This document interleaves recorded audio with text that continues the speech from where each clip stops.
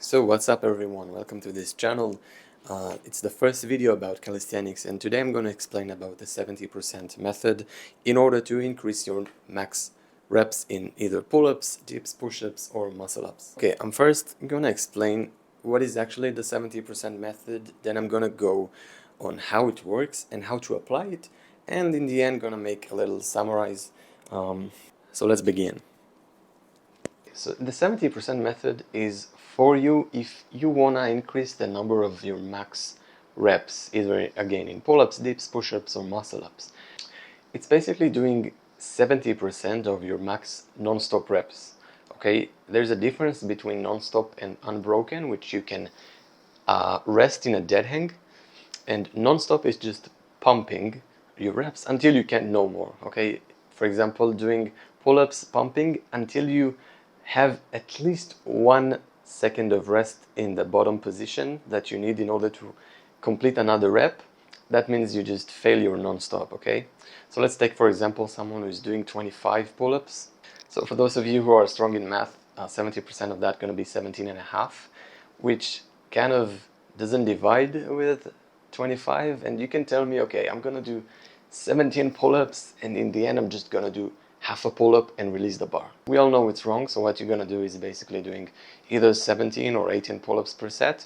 You can also just do 17 reps per set and then the other set 18 and then 17 and so on.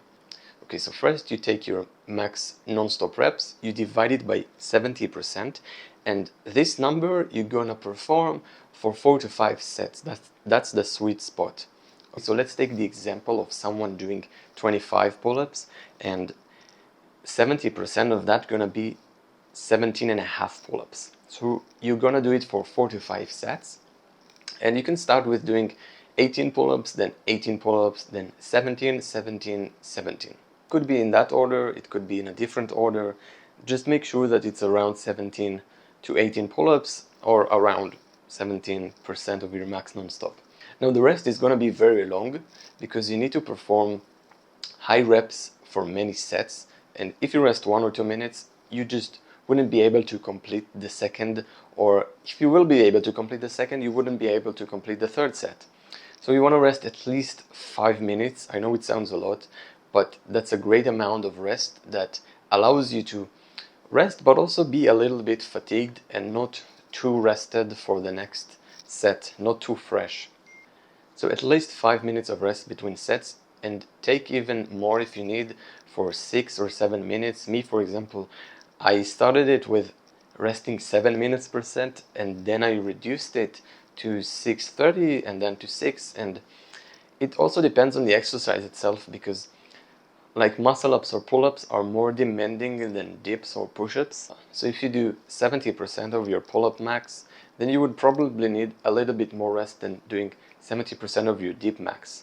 Because dips and push-ups are kind of easier than pull-ups and muscle-ups in terms of CNS, okay, in terms of your central nervous system, that this is basically what helps you to contract your muscles.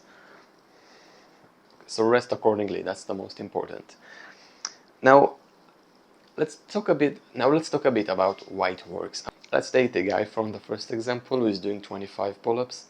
Usually when you do this number of reps, you usually have kind of that mental barrier in 20 pull-ups, or if you're able to do 35 pull-ups, you would be have a mental barrier in 30 pull-ups. So it helps you to overcome this mental barrier, but also working closer to your max. So it's not just doing many reps and then resting a lot and then doing many reps, which builds your endurance, but it also helps you with that mental barrier that you work closer to your max each set for 4 to 5 sets, and you do it every single week over and over again, and that's going to train you mentally to break your record again.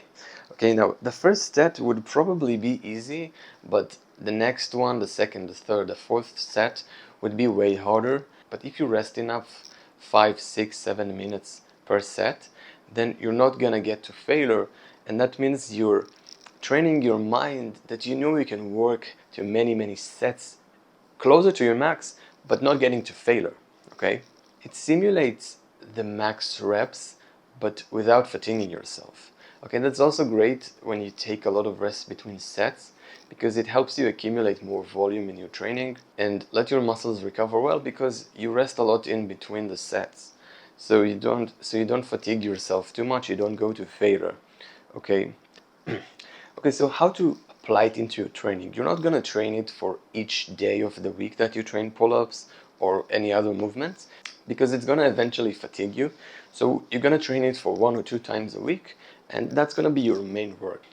You can also do other kind of sets in this training before and after. Usually I recommend after, because it's very fatiguing even though you have a lot of rest, and it lets you recover well between training. Also, this training doesn't take longer than 35 to 40 minutes. Okay, you just do 45 sets with 5 to 7 minutes of rest, and that's it.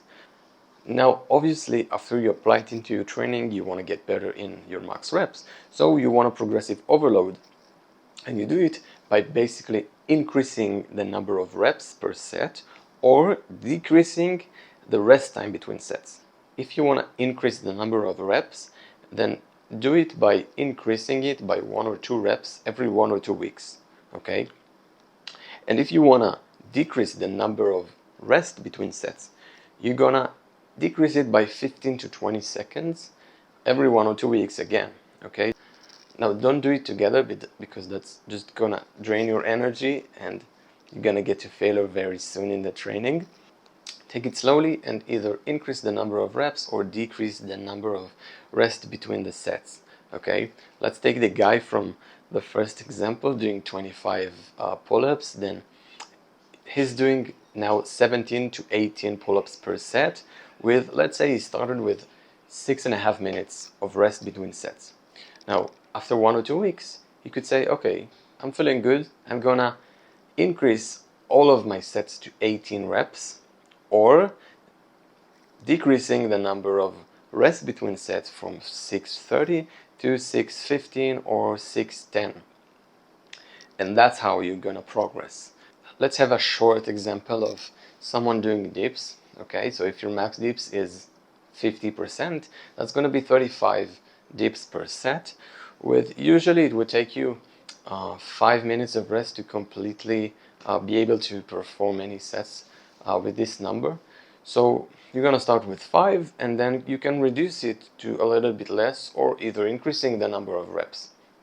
A good rule of thumb is to increase the number of reps by about 10%. So if you do the pull-ups, that's gonna be 1 pull-up or 2 pull-ups. And if you're doing the 35 dips per set, then that's gonna be about 3 dips or 4 dips. Now let's summarize it all, okay? Basically, you take your max non-stop reps, again, not the unbroken, but non-stop reps. You just pump reps until you can't.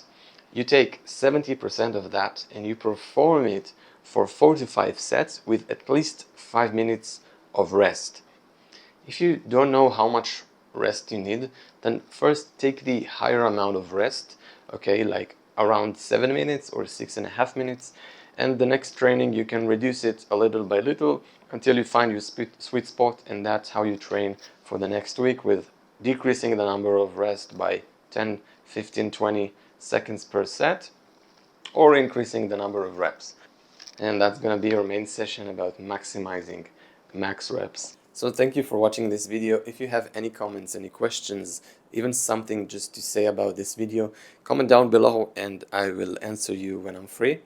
There is a link to my Instagram in the description. I post there so much more value, and have a great day.